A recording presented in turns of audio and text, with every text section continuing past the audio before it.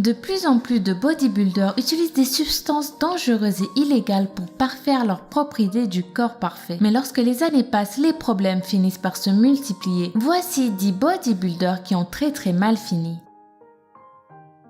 Romario dos Santos. Les amateurs de culturisme ont souvent une idole à qui ils veulent ressembler. Dans le cas de Romario dos Santos, il s'agit de Hulk. Sa passion pour ce personnage de fiction vert aux muscles exagérés a bien failli faire perdre à Romario ses 2 bras. Après 3 ans d'injections répétées d'un dangereux mélange d'huile et d'alcool, des bactéries avaient commencé à lui manger les muscles de l'intérieur. Ainsi, alors qu'il est âgé d'à peine 25 ans, les médecins lui annoncent qu'ils vont probablement devoir lui amputer les bras. C'est là que le bodybuilder brésilien réalise le risque énorme qu'il a pris en s'injectant du Synthol pour gonfler ses biceps et il décide de tout arrêter. Heureusement pour lui, l'équipe médicale a pu enlever les muscles infectés sans lui enlever les bras avec. Depuis, il a repris la pratique de la musculation sans utiliser de drogue. Comme quoi, il n'est jamais trop tard pour bien faire. Gordon Kimbrough. Un jour, dans un accès de rage, Gordon Kimbrough, un célèbre bodybuilder, poignarde sa fiancée quand elle lui annonce vouloir le quitter. Il se retrouve donc derrière les barreaux pour 27 longues années après avoir tué celle qui avait partagé sa vie pendant plus de 4 ans. Cette explosion de colère incontrôlable causée par les stéroïdes est un phénomène connu chez les culturistes. Des dizaines de meurtres ont été commis par des individus alors qu'ils étaient sous l'emprise de ces produits chimiques achetés le plus souvent au marché noir. Terry Harris. Il n'y a pas mieux que le sport pour entretenir son corps et rester en bonne santé. Cela est normalement vrai. Mais dans le cas de Terry Harris, c'est justement le culte du corps et surtout l'excès de stéroïdes qui aura raison de sa santé. La bodybuildeuse est décédée d'une crise cardiaque dans un gymnase à Dallas 48 heures seulement après une compétition qui avait mis son corps à rude épreuve. Une triste fin qui prouve que les hommes ne sont pas les seuls à abuser des drogues au nom du sport. Nasser El Sambati.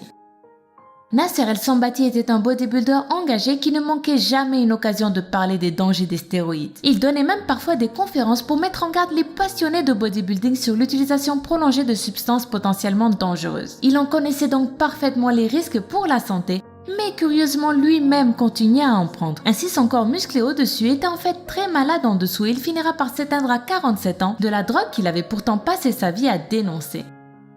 Andreas Munzer.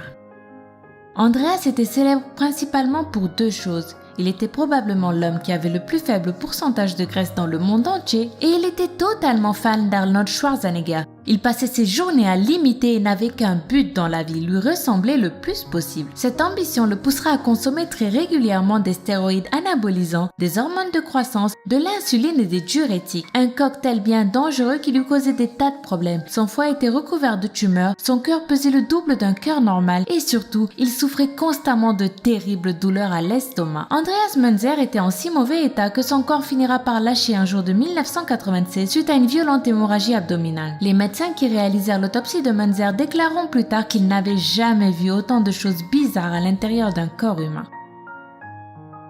Sally McNeil.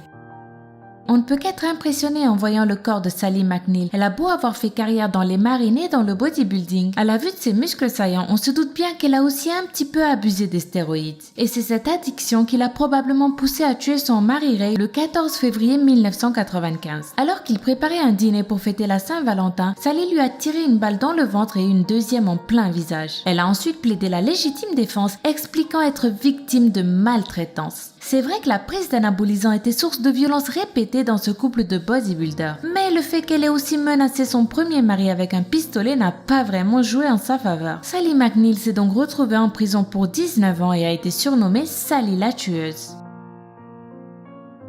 Aziz Shavershian.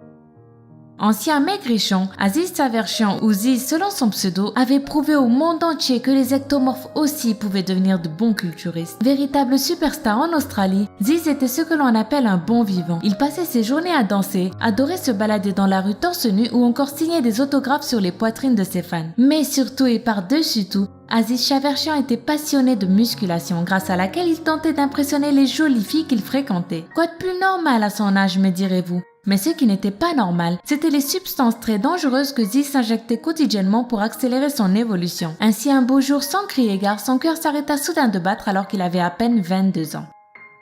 Arlindo de Souza. Au Brésil, il est fréquent que les bodybuilders s'injectent du Synthol directement dans les muscles pour les gonfler et les rendre très imposants. Ce n'est pas très cher et le résultat est très impressionnant. D'ailleurs, voici des biceps qui connaissent très bien ce mélange d'huile et d'alcool, puisqu'ils en ont reçu tous les jours pendant des années. Surnommé la montagne, Hulk ou encore Popeye, Arlindo de Souza a fini par devenir une star parce qu'il avait les plus gros bras artificiels de son pays. S'il a tout récemment arrêté cette pratique dangereuse, Arlindo de Souza confie avoir toujours en secret l'envie de recommencer. Greg Plitt. En 2015, Greg Plitt était l'un des bodybuilders les plus célèbres du monde. Mannequin, acteur et showman accompli, il aimait repousser ses limites. Amateur de sensations fortes, Greg avait aussi l'habitude de s'exercer dans des lieux inhabituels pour prouver à ses fans qu'il pouvait se muscler n'importe où. C'est ainsi que le 17 janvier 2015, pour les besoins d'un tournage d'une publicité, il décida d'aller encore plus loin. Il allait courir sur une voie ferrée pour prouver à tout le monde que lui, Greg Plitt, pouvait même aller plus vite qu'un train. Je n'ai pas besoin de vous raconter la suite, vous vous doutez bien de comment tout cela s'est fini. Greg s'est fait heurter par le train quelques minutes plus tard et rien ni personne n'a pu le sauver. Pourquoi Greg se prenait-il pour Superman? Probablement encore à cause des stéroïdes.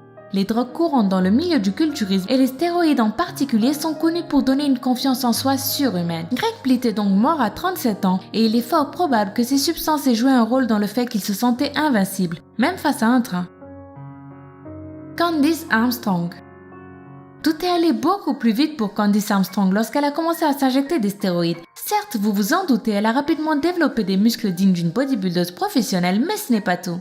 Elle est devenue poilue, sa voix est devenue très rock, ses seins ont laissé place à des pectoraux et même ses règles se sont arrêtées. Mais le changement le plus choquant a été l'apparition d'un petit pénis dans les parties intimes de Candice. Elle a même fini par être interdite définitivement d'entrer dans les toilettes pour dames de sa région natale près de Londres. Mais malgré ces petits désagréments, Candice n'a absolument pas l'intention d'arrêter de prendre ces fameux stéroïdes. Elle a déclaré que les injections avaient transformé son corps de façon permanente et qu'il était de toute façon impossible désormais de faire marche arrière. C'était 10 bodybuilders qui sont allés vraiment trop loin. Laquelle de ces histoires vous a le plus choqué? Dites-le nous en commentaire. Et si vous voulez plus de vidéos comme celle-ci, n'hésitez pas à soutenir le Lama Fâché en mettant un pouce en l'air juste en dessous de cette vidéo et à vous abonner pour ne pas rater la prochaine vidéo. Moi, je vous souhaite une bonne fin de semaine et à très vite sur Twitter ou sur Facebook.